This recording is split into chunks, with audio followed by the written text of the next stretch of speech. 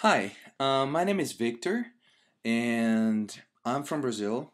And this is the very first time that I have decided to actually make a YouTube video where I would tell people a few basic facts about the Portuguese language as it is spoken in Brazil. And I'm trying to have an approach here where instead of just giving you vocabulary or sentences that are going to memorize or just tell you about the language, I'm trying to do a mixture of that. So I hope that you're going to learn quite a bit about Portuguese today. And I'm trying to do an approach where I analyze the language in a way that I think you're going to be able to put the pieces together on your own and learn faster. At the moment, as you can see on the PDF file that I'm showing right now, and you can download the PDF file at this address here. So I suggest that before we actually start, you just go to this address. You're going to see the full PDF file for the lesson, which is this. And then you can print it out so you can follow along, because here I'm not going to be able to show the whole screen at the same time.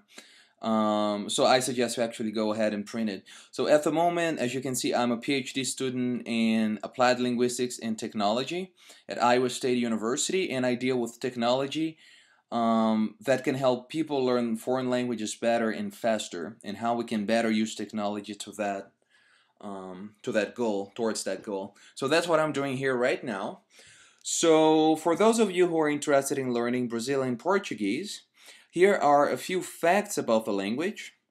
Fact number one is that all the nouns are either masculine or feminine in Portuguese. So in English you have the word dog, you have the word door, you have the word table, and these are neither feminine or masculine. They don't have a gender, as we call in linguistics. You just say the door, the table, the dog. Now in Portuguese, every single noun, all nouns, they are either masculine and feminine, and this has some implications for the language as a whole that we're going to discuss further on. Now, adjectives, as we can see in fact 2, they must agree with nouns, and I'm going to give you quite a few examples of how this works in Brazilian Portuguese and European Portuguese as well. And you're going to be able to put sentences together on your own in a few minutes. So because all the nouns are masculine or feminine, adjectives, for example, beautiful, hot, nice, they must agree with nouns, which means that if the noun is masculine, the adjective that we're going to use with that noun also must be masculine. So in English you say beautiful house, beautiful dog, but in Portuguese dog is masculine and house is feminine. So the adjective that goes along with dog, for example, is going to be masculine, and the adjective that goes along with house is going to be feminine. We'll be looking at quite a few cases. The third fact that I want to touch on today, and I'm going to be having quite I'm going to have other lessons as well if I notice that enough people are interested in this, is that articles must agree with the nouns as well. Now, if the noun is masculine, that means that the adjective that comes with the noun is also going to be masculine, and the article, be it the definite article, the, or the indefinite article, an, that must have the same gender as the noun. So if it's a masculine noun, the article is also going to be in its masculine form. Now, what I have done in this lesson is I have selected a few basic words, and I think this is going to be quite useful for people that have no idea about Brazilian Portuguese at all. So you're going to leave this lesson knowing quite a few words, adjectives, verbs, and quite a few sentences. And you're also going to be able to make sentences on your own using these words and new words that you might come across. So the words we're going to be using in this lesson are gato. That means cat, and it's masculine, right? Gato. And in Portuguese, the way you can usually tell whether a noun is masculine or feminine is by the ending of the word. So you can see that I have underlined the O here. So usually if the word ends in an O, I would say in 90% of the cases it's going to be a masculine noun. So the word for cat is gato. The word for girl is menina, and of course this is feminine, as we can see not only by the meaning, which is girl, but also because it ends in an A. Mesa, Mesa means table and it's feminine. As we can see, this noun, mesa, ends with an A. The next word is relógio. Relógio. It's a watch. And what do you think it is? Masculine or feminine? Well, it's masculine because it ends in an O. So it's a masculine noun in Portuguese. The word for cow in Portuguese is vaca. And of course, a cow is a female word even in English, but because it ends in an A, you also know that it's feminine in Portuguese. And our last noun for the day is the word for cake, which is pronounced as bolo. Bolo in Portuguese, and it's a masculine noun. As you might have noticed from my pronunciation, even though in Brazilian Portuguese these words finish with an O, when we actually pronounce them in our day-to-day, we don't say gato, but we say gato. And in future lessons, when we go deeper into the language, I'm going to explain why. But basically, instead of gato, we say gato. Instead of bolo, we say bolo. So next time you see a noun in Brazilian Portuguese that ends with an O, you want this U sound at the end probably. You're going to be better off having that most of the time. Now, as fact 2 says, adjectives must agree with the nouns in gender. So for masculine nouns, we're going to use masculine adjectives. For feminine nouns, we're going to use feminine adjectives. So here I have a list of adjectives we're going to be using. So the adjective for fast is rápido in its masculine form, as we can see by the O at the end. And the feminine form of fast is rápida, right? So here I'm going to add the word feminine for rápida, okay? So we're going to see a few sentences, but if you want to say a fast cat, since cat in this case is masculine because it ends in an O, it's a female cat, we're going to say gato rápido. See, they have the same ending, O. So it's a fast male cat, gato rápido. Now, if we wanted to say a fast female cat, how do you think that would be? I'll give you 4 seconds.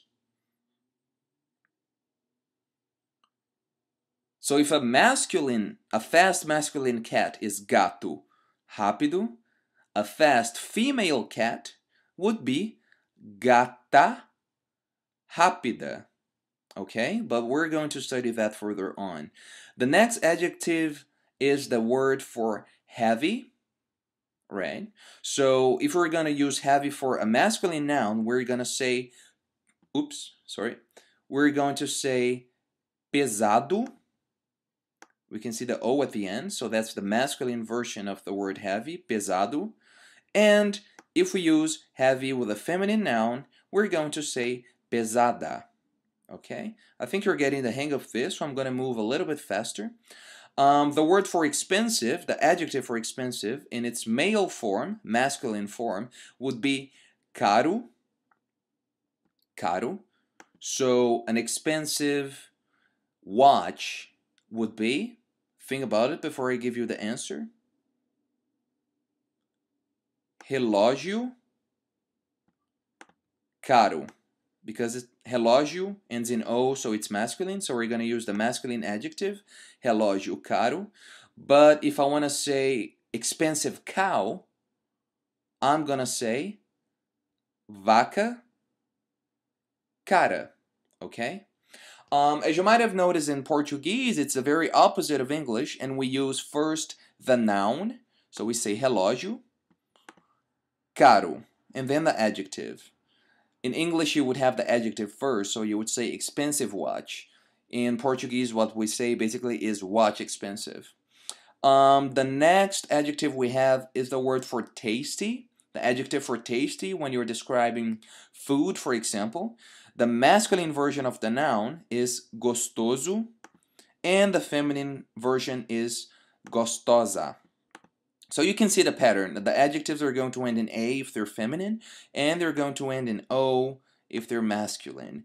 Most of the time. This applies to maybe 85% of the adjectives, but that's what we're looking at today, and this will get you a long way if you know this rule. The last adjective we're going to be using is white. So if it's a masculine thing you're describing and it's white, you're going to say branco. Notice the O at the end here. And if it's a feminine noun you're describing and saying it's white, you're going to say branca. So a white cow would be vaca branca, right? But a white masculine cat, a white male cat, would be gato branco. That's great. Okay, so in Portuguese, I'm going to give you 3 verbs that we might use for this lesson, just so by the end of it, you have these 6 nouns that you know, right? You have these 5 adjectives, and you have 3 verbs that are quite used. The first verb is to eat. We say comer. I'll repeat, comer, comer, right? The verb to run is correr, correr. And the verb to love is amar, amar, right? I'm going to add one more verb, which is to smile,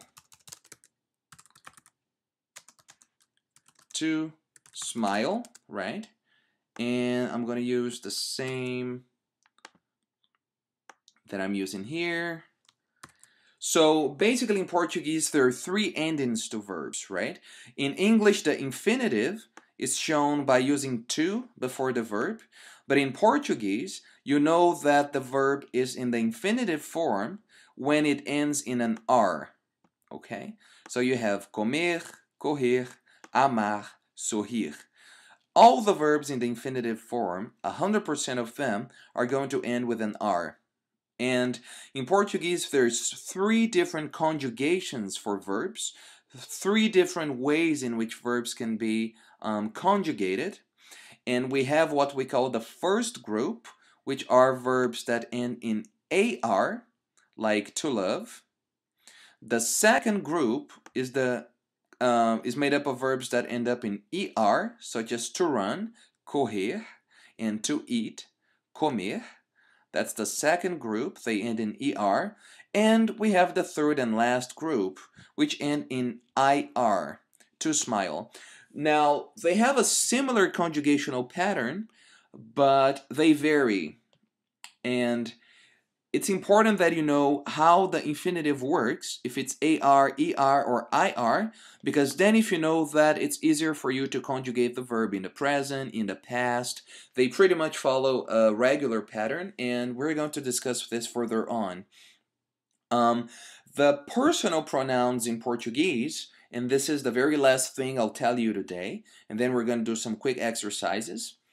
The word for I, the pronoun for I, is eu, eu. For you, singular, is você, você.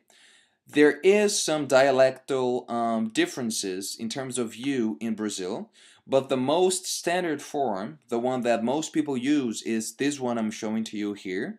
So that's what you're going to hear in São Paulo, that's what you're going to hear in Belo Horizonte, and some other big cities in the country.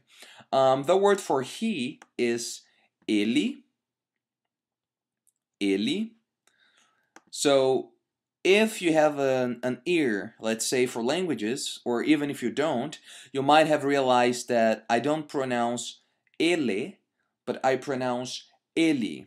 So exactly like the O at the end of a word, which is pronounced as a U sound, so I say branco instead of branco, the E letter at the end of a word is not pronounced E, but E instead. So I say ele and not ele.